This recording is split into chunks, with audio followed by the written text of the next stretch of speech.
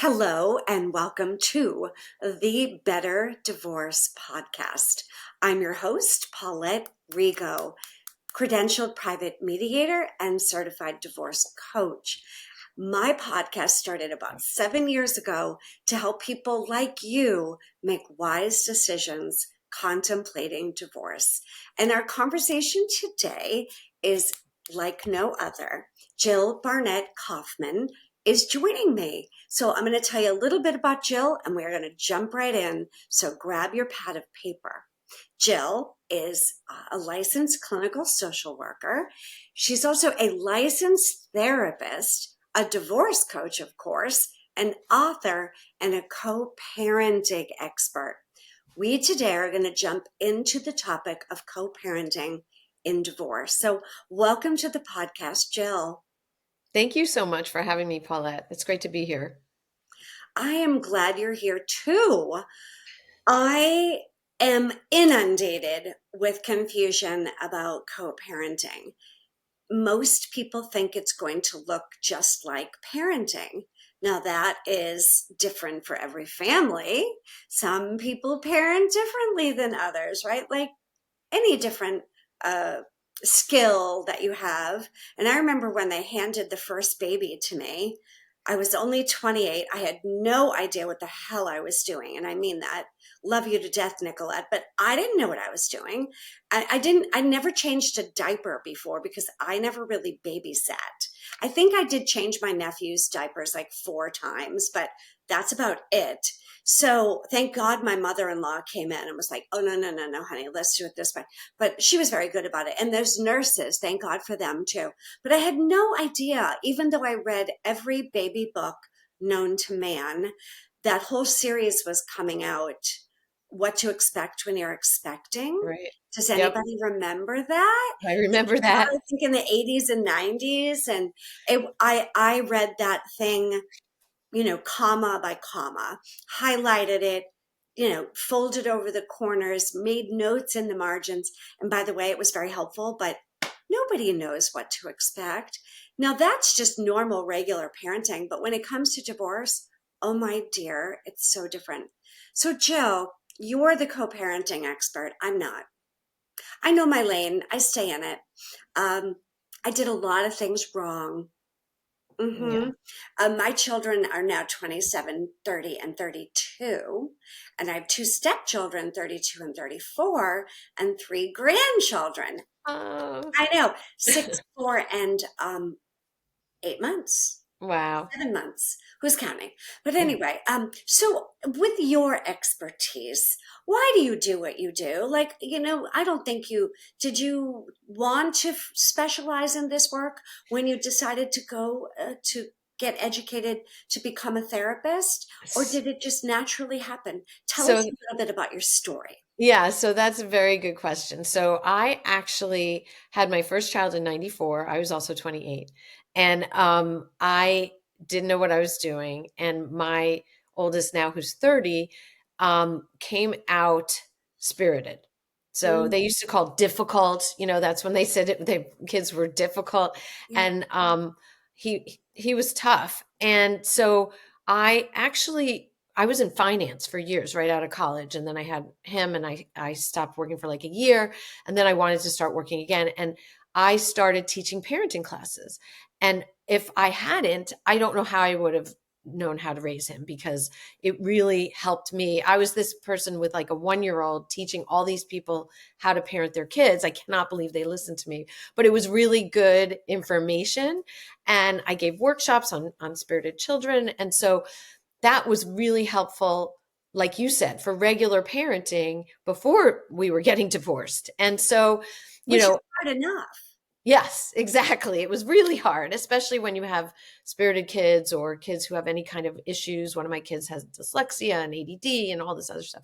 So, so when I was getting divorced, I was a therapist and I had this parenting, education. So I kind of knew how to tell the kids and, I knew how to support my kids as they went through this And still my kids were really messed up by it all. You know what I mean? Like there were so many things that happened that affected them that, they've all been in therapy. They're all, knock on wood, doing really good right now, as adults. Um, but I'm all about helping people support their children, because the children are the real innocent victims here. And I don't want to say victims, because kids can be really okay as they go through divorce, but they get impacted. And if we as parents can do whatever we can do to support them through this, that's what I want. That's really my passion. So you had your own difficulty with having spirited kids. And I do love that phrase because, well, we all have spirits, right? But some kids have a little more spirit than others, right? Yeah. I could definitely put mine on a scale of who was a more challenging one than others. And, they all went through different phases too of that too. I swear they would get up in the morning and say, okay, which one of us is going to be a pain in the ass today? Yes. And they took turns. There was Yes. rarely a day when all three of them were horrible or all three of them were little angels, right? But Right. kids are spirited. But you're so right. For children who are either colicky as babies or like sensory integration or do have some sort of like you said, learning issues where they learn differently at school. um it is not always easy.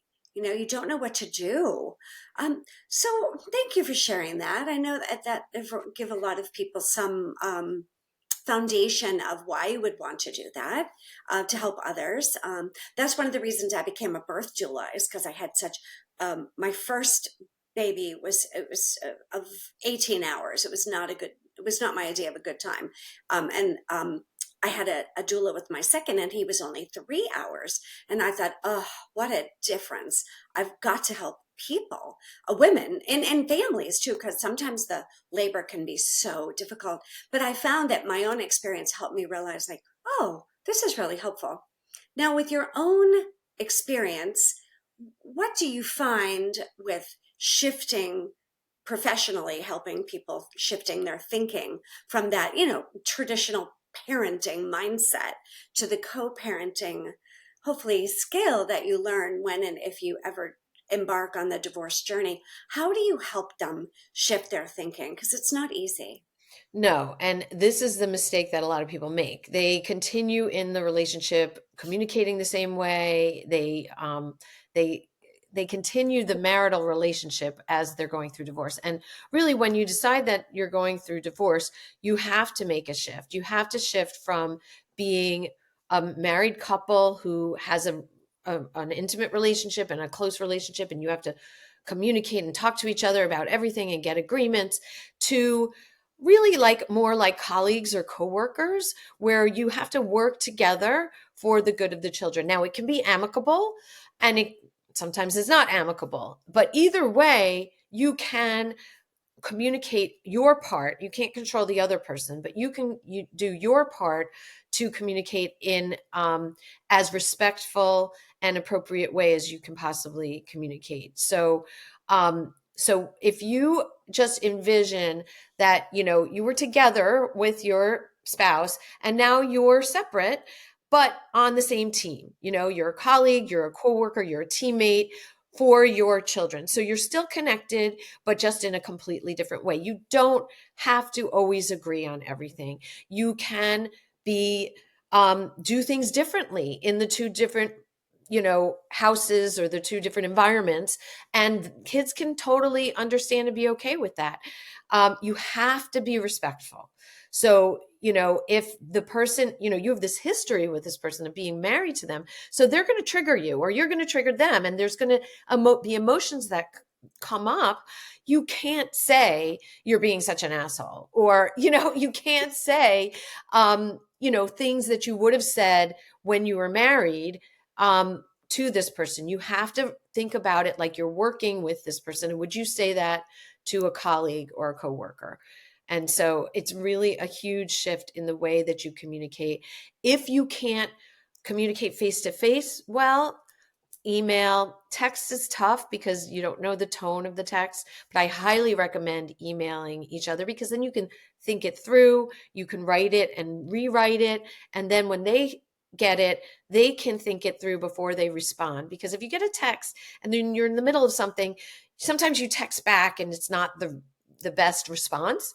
But if you email, you usually don't email right away. You think about it and you can be calmer and rational when you respond. You have a little bit more time to let it assimilate and digest and absorb without reacting. It's like Right. acting, not reacting.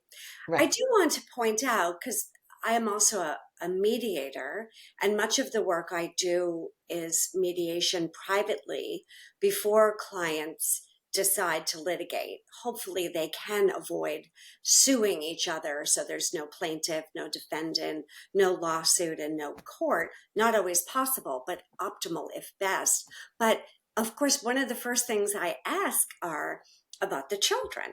And I usually say, when I meet them, usually I'm speaking to them individually on the phone, or to get to know the story a little bit about how long they've been married, and where they are in their mind of I haven't been hanging around with them, so I got to catch up, right? I don't know what's going on in their lives, but I usually ask, are the children aware that mom and dad aren't perhaps getting along so well?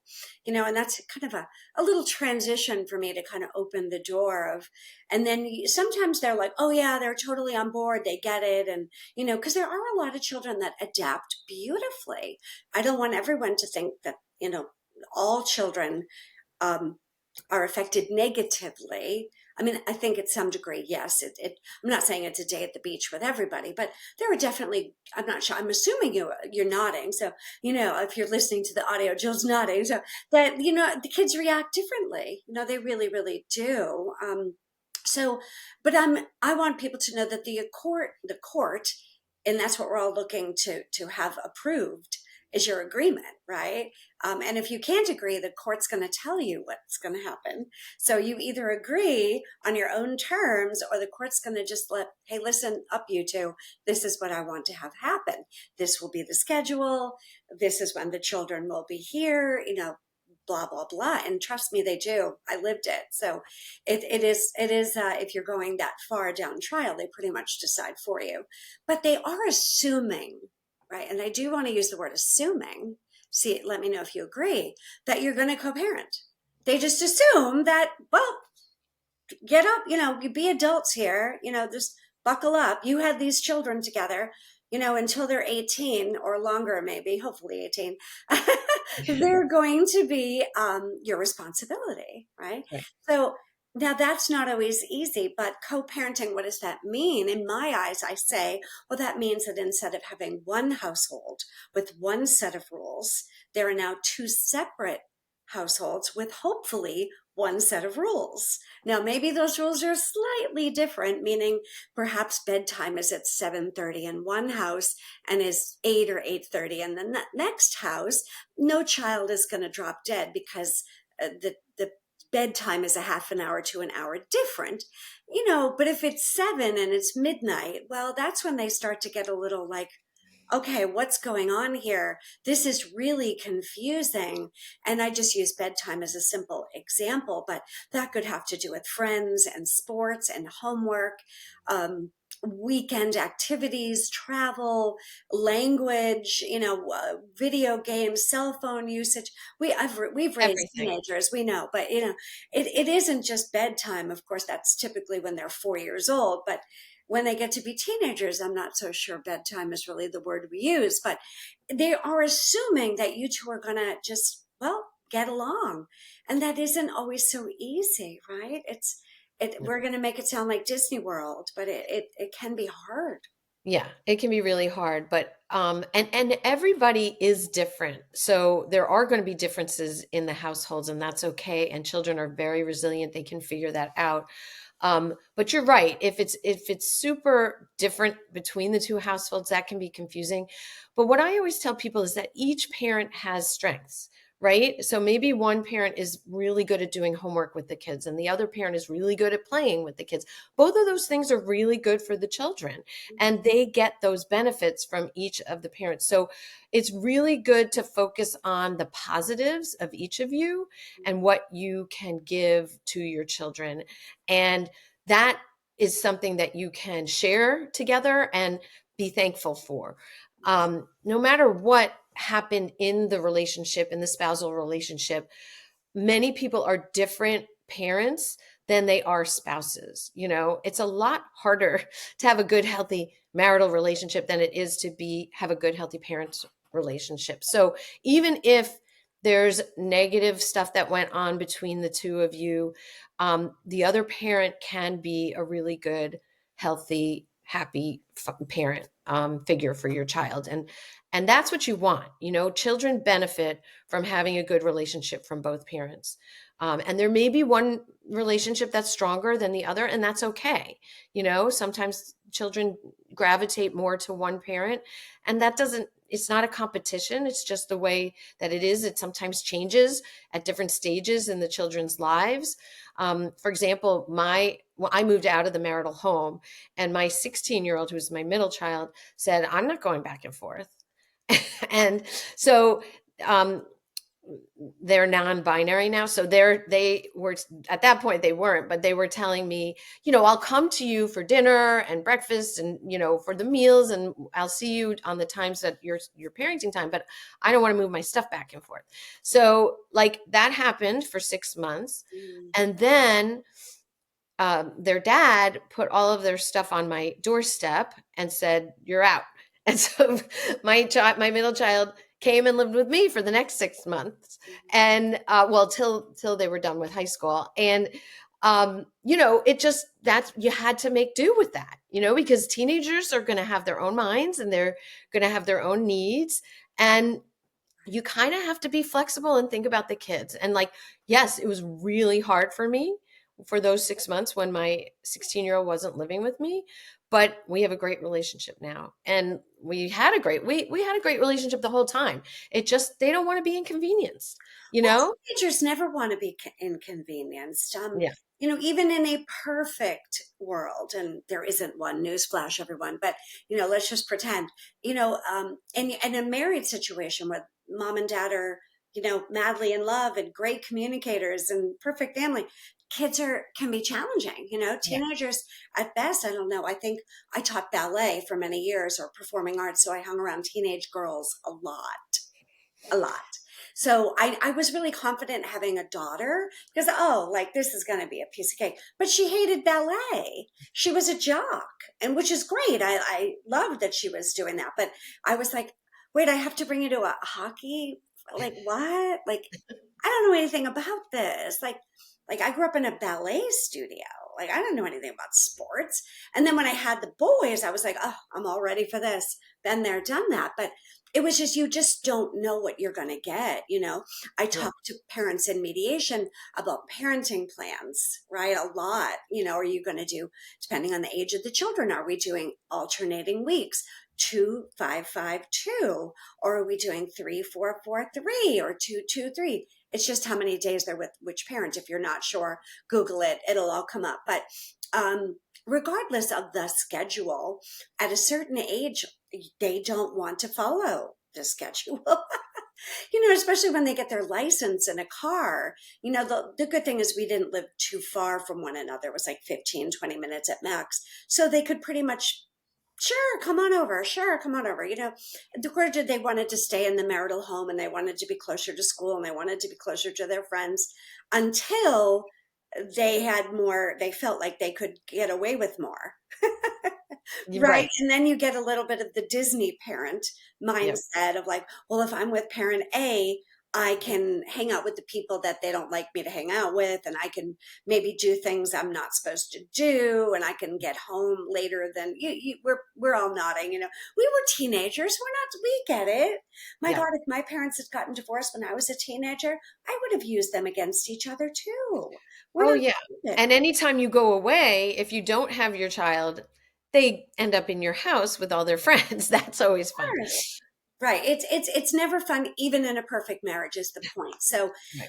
I always find in mediation when I talk about parenting plans, because we do have to break down the requirements of the court of legal custody, decision making in the best interests of the child until they're 18 and have graduated college. And in some states it's a little bit longer than that, but the norm is 18. And then physical custody, right, which we touched on. Where are they putting their head on the pillow at night? Not to say they can't see the other parent, whether during the day, but the court wants to know, where the kid's sleeping. That's the decision. And then as they get older, of course, we have to deal with modifications of those things, and holidays, vacation, uh, travel back and forth.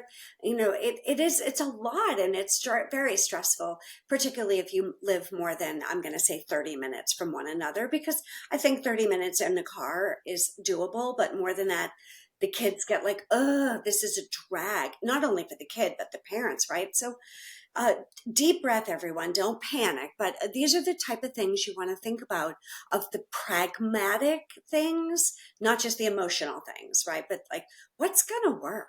What's Yeah. doable?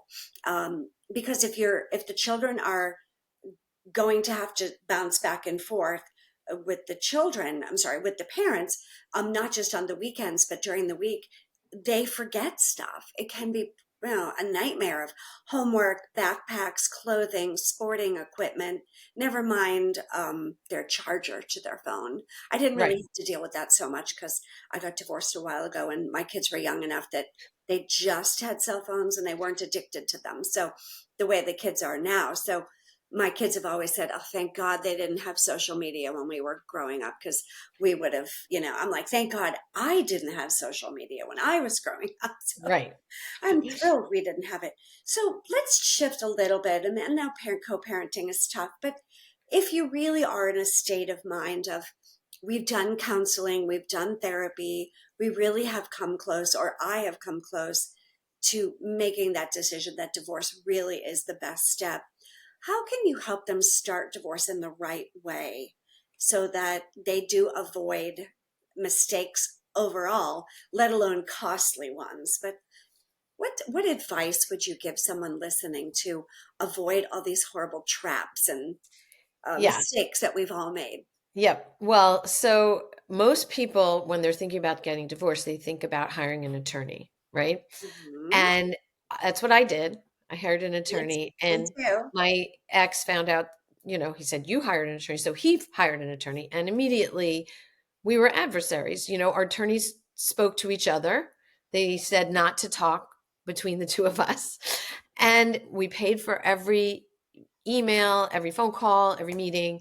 And it becomes extremely expensive. And I can't tell you how many clients have come to me saying they've spent 10, 20, $50,000 and got nothing accomplished. And that's what gets me crazy because it happened to me and I just don't want to see that happen. It shouldn't happen. So what I recommend is, yes, you can have a 1 hour consultation with an attorney just to get your legal questions answered, right? But don't give an attorney a retainer in the beginning of your divorce process. Use that attorney as a consultant. Um, you know, Ask them questions like, do I have to pay, or how much alimony am I going to receive? What's the child like custody situation in our state or our area? You're Um, asking them for specificity about legal counsel. Yes, and I have a whole list of questions that people can, ask their attorneys, and it's really the basic information that you need to know right away, so you have an idea of, how your life is going to be going forward. And then, what I highly recommend is talking to a divorce coach to kind of help you put together a plan for how you're going to go through your divorce. There's two buckets, right? There's the finances and the parenting, and the whole point of divorce is to get to an agreement. And I highly recommend Paulette mediators. I'm also a trained mediator, but I don't really do it anymore. But mediators are what's going to help you avoid increasing the conflict and getting wasting a ton of money. And the the big thing is, if you use a mediator, your kids are going to be better because you're not going to have as much conflict with your soon to be ex. So, like, you really want to focus on mediation before you do anything else. And you also want to talk to a financial professional at some point. But the other thing mistake people make is they go to their lawyers for financial advice. And most lawyers I know a bunch personally, I have friends, math, finances was not their expertise. They were really good at writing, documents and arguing cases and things like that, but they're not financial professionals. So you really don't want to go to an attorney. And the first thing they say once you give a retainer is, give me all your financial documents. And, like, you may not need to do that. You might, there are other ways to go through divorce and the financial piece of divorce than with your attorney. So, there's a lot of things people should do in the beginning. And I think talking to someone like a divorce coach is really helpful because we give all the information that you need. Like, I just was talking to a new client recently who said, I asked my attorney what the process is, and she never told me. I don't understand what the process is. And like, that's what we explain to you. We explain to you your different options and what's best for your specific situation. So it's really, really important to start it off right so you don't make all these big mistakes that you can make. Jill, I like how you use the word consultant for, um, using what role does the attorney play? They are counselors at law. If you ever seen a fancy wooden sign back in the day, it would say, blank, blank, blank, the name, like something Bob Smith, and it would say counselor at law, right? And yes, they are counselors at law. They know the law in your state, county jurisdiction, their region, and they sometimes will practice in more than one area of law and more than one vicinity, but make sure they're a family law attorney, number Right. one. Yeah. Just because they practice bankruptcy or real estate or criminal, or I don't know how many different kinds of lawyers there are this place, Corporate. corporate, as there are doctors. It would be like going to a dermatologist, if you needed a root canal, Right. maybe that's a bad analogy, but you have to go to the right professional for the right task. And then Yeah. once you locate a few in your area, go and make appointments with them. Don't make any commitments. Think of it as dating. Yep. Right? Yes, you may have to pay for that consultation just as you would any other professional, and Right. interview them, right? Ask them, how long have you practiced? If you want a list, Jill and I can provide, but ask them what are the burning questions in your soul that you would like their professional legal advice on. I don't give legal advice ever. Right. People will ask me advice and I go, that's a question for an attorney. Exactly. Or I have Yeah. a few that you could, I can say, to my experience, this is what I've seen as outcomes, but I would not ever give any specificity or promises in any way, shape, or form. It's a conversation that needs to be had. And as a mediator, I work with couples, right? And I predominantly coach in very high conflict situations where they're litigating all the way to trial and even going through appeals court. That's really my specialty because of my experience in court with litigation and trials. I don't typically coach people through what I call vanilla divorces. Yep. Of no disrespect to everybody that's had a vanilla divorce. I tend to go for the rocky road divorces. Right. Those are really where my expertise can help people so they Yeah. know exactly what they're doing, because litigation is no fun. And only 3% of cases need to go to trial, Right. and Right. only 1% of the three go to appeal. So you can see it's a very specific idea. But if you do, having that coach, whether it is a vanilla divorce, and I don't say that to be, it's kind of just, the norm. Every Norm. ice cream flavor, by the way, comes from vanilla. Everything, right? So we add the flavors to it. And it's the same with divorce. You have what the court requires If there are minor children, buckle up. You have to decide legal custody. Who's making the decisions? What about the tiebreaker? Religion, education, medical, and extracurricular. And then where are they sleeping? Where are they going to go on holidays? You can't just wing it. You have to have a plan. And then Hmm. child support. Who's paying who what? Maybe nobody's paying anybody anything if you make the exact amount of same money and you have a very, very similar timeshare, but that's rare. And that is always up for discussion, but you must have a plan for child support. And then, of course, the equitable division of marital assets and debt, unless you live in a community property state, which is a little bit of a different conversation. And of course, debt, it's not just the assets, it's also debt. And then that dreaded conversation of spousal support, which used to be called alimony, but we could probably call it alimony till the cows Maintenance. Yeah. maintenance. I hate that term, right? It's like you're high maintenance for maintenance. So it's tricky, but there's a science to this. Like that's what's required. But well, what about the emotion? The children. That's a big part of it. And as you mentioned, Jill, the finances and your attorney can really break down those parts. The problem is many people go to an attorney using them as a mental health practitioner. They haven't done their mental health work, and the poor attorney, I don't blame them. Probably all of them want to go get a massage after they've listened to many of these conversations. They want to pull and say, "Listen, I'm not a therapist." Right. Right. Well, that's the other piece of it. You can spend a lot of money venting to your attorney when they really can't help you. They can Right. listen, but they Mhm. can't help you. And But they'll so, bill you for it. yeah. Oh, yeah. That's not going to go for free. That's for sure. And that's why a divorce coach or a therapist, or support group are all really good options, for people, which And I many attorneys, and I have a lot of friends that are attorneys. I love them to pieces, but they're very different people. I know some that are counselors at law. They're just like, just the facts, Jack. And others do have a little bit more nurturing demeanor to them. yeah. So I could see where sometimes somebody who is coming to them for a consultation might forget why they're going to them because of their nurturing, caring demeanor.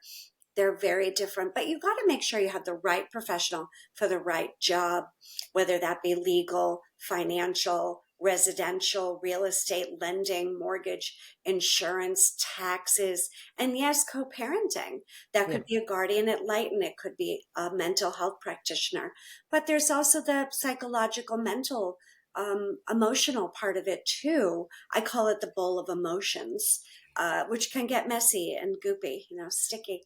And then, of course, there's a physical part, and the spiritual side too. So there's so many pieces of it. When you break it all down, it can get complicated.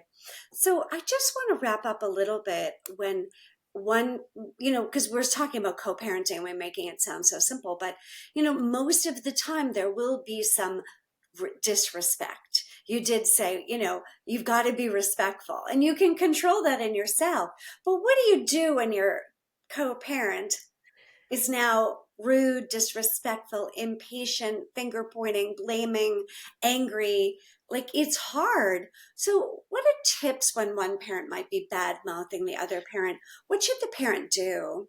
So, yeah, I have lots of tips for this. So, first of all, like you said, you can't control them. So you can control how you respond and react. So never respond right away. Always allow yourself to take some time, take a break, calm yourself down, go, for a walk, drink some water, talk to a friend. I have people who just won't read emails. They will have their friends read their emails so that they don't have to read every single one because their soon to be exes are, not respectful. um, and recognize that, this is not something that you have to respond to. If your soon to be ex accuses you of something, you don't have to defend yourself. You're not married anymore. You're not going to be married anymore. So you really have to just ignore a lot of the disrespectful communication and respond to what you need to respond to. So don't defend yourself, But if there's something that you have to respond to in the email or text or in the phone conversation, you can say, just focus on the actual thing you have to respond to. So there's the Biff method, Bill Eddy. Yeah. Yep. So you want to be brief, informative, friendly, and firm. So you want to be friendly no matter how inappropriate and disrespectful they are. You are respectful and friendly. And I know this is hard, but that's why you want a professional to help you read through your, email back, your response. I can't tell you how many times my clients have sent me emails thinking they were respectful. And I'm like, no, no, no, you If the can't write that. tone is a little bit snarky, so Yes, yeah. they don't. You were talking emotionally. It's very hard to get the emotion out of it. So we change it up, and they send it out, and they're like, "Oh my God, they reacted so well. That's never happened before." Well, it's because you don't realize how you were triggering them, And I don't blame people. I totally get it. Sure. I was in that situation too. Oh, I used to write emails, I'm sorry, text messages that were, I don't know, 24 inches long. Right. I mean, you're It emotional. was like an I mean, emotional brain dump. yeah. And so having someone guide you through like how to respond until you get, and what's great now, AI is a really good help and it's a really good tool. You put it in there, Right, write a respectful response saying blah, blah, blah, and it'll, right. pop it out. So As an award-winning text messaging copywriter, please rewrite my text thread in a succinct, communicative, respectful manner, in right, the least amount of words possible. Like right, it's all in your prompt, right? You'd be right. surprised how you get it back. Yeah. Yeah. No. So AI is really helpful. And, How do you feel about co-parenting apps? Do you suggest them? I mean, only if it's absolutely necessary, Mhm. like our family wizard is the typical one that people Right. use. Like And court only, acknowledgments, right? it's better if you don't need that because you have to pay for it. You have to, go To through a use it different, too. yeah, yeah, Mhm. it's a little bit annoying. And usually there's one party who wants it and one that doesn't, so they won't respond. So if you cannot be res- reactive, that's the best way to communicate because Sure. you eventually they'll stop. Because if you're not reacting, they're going to stop being disrespectful But I eventually. do find for those that have somebody that will not manage their emotions because it has the tone meter. If you don't know what it means, there's like it has a little meter. So I'm going to give you a little example, right? Jill and I are going to role model here. If I say, "Hey, good morning, Jill," the tone will be green. It'll be like, "Nice tone." If I say, What do you want?" It'll be orange, or red, not red. It'll be like yellow. Like, "Are you sure you want to send that?" Like, and if I just say, "Go blank yourself," it'll be red, right? Right. So, you immediately know. And I also think it won't let you send it if it's Yeah. red. It might Yeah. let you send it if it's yellow, but it will tell Right. you, "Are you sure you want to send that?" So for some people that don't have a coach, don't even know coaches exist, or they don't have the money or whatever, they're just, they need that. They're an app person. I find some personalities need that Yeah. babysitter, I'm going to call Yeah. it, right? Somebody to kind of keep them accountable. If they Yes. are the person that might curse or use that snarky language, and vice versa, if Yeah. they're the response. I also love how it has a calendar and contacts, and it's sort of like a little hub, a little Grand Central Station, shall we call it, for all family activities. Financial records, receipts, scheduling, contacts, who is where, color coding, communication, holidays. For some people, it's worth it. And the court, if you are going to court, I highly recommend it because it's evidentiary for Yeah. having that. If you don't have my kind of client with trials, then you probably don't need it. But if you're probably going to a high conflict divorce, I do suggest using it. So, and I love that you mentioned the not reacting right away. I remember when my kids were little, the book came out, The 5 Second Rule. And I always say in divorce, it's not the 5 second rule, it's the 24-hour rule. Yeah. So, what was it when something dropped on the floor? That's okay. They could still eat it if it was only on the floor 5 seconds. Like 10 seconds, yeah. Yeah, it was Or 10. 5 seconds, yeah. Yeah, it was like, oh, it's only been on the floor, wash it off. Like the binky, remember? Right. It would go right back and by the third baby, you wouldn't even brush it off, be like, brush it off on your shirt. You're like, oh, it's fine. But with the first one, you had to sterilize everything. But with responding, it's not 5 seconds. You've got to distance yourself. Yeah. Take the fire out of it, right? Unless there's a blood pouring down somebody's something, or there's a broken bone, then you do not need to respond right away. It has to be, Yep. truly of the moment. So, not to say to ignore things that are vital, but it's so key. Well, I know Jill and I could talk about co-parenting, parenting, co-parenting, and then some people call it parallel parenting when it does go down that rocky road where, listen, you have your rules, I have mine. We're going to agree to disagree.